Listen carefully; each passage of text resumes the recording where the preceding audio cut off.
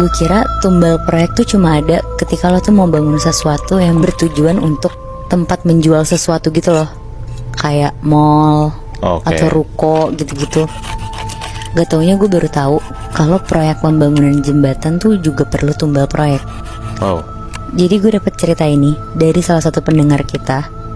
Katanya sekitar tahun 2000 tuh ada proyek pembangunan jembatan di daerah Kalimantan. Katanya proyek pembangunan ini tuh makan waktu selama bertahun-tahun gitu, selama proses pembuatannya. Jadi ada mandornya, kita sebut aja Pak Karto.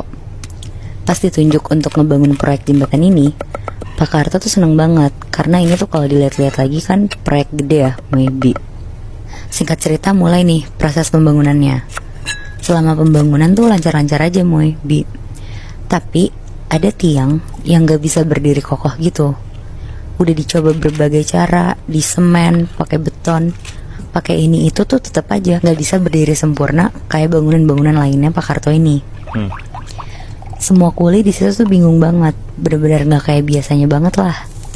Sampai proyeknya tuh sempat di hold dulu beberapa hari, dan Pak Karto tuh ngehubungin teman sesama mandor lainnya.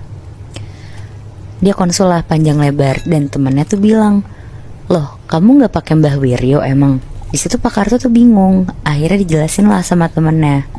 Jadi si Mbak Wiryo ini tuh emang orang pintar yang selalu ngebantu proyek-proyek gede biar lancar. Disuruh lah tuh Pak Karto ke Mbak Wiryo ini. Besokannya pagi-pagi kayak jam 9-an, Pak Karto jalan tuh ke tempatnya Mbah Wiryo. Agak jauh kayak masuk-masuk ke pedalaman sawah gitu. Sampai akhirnya ketemu nih rumahnya.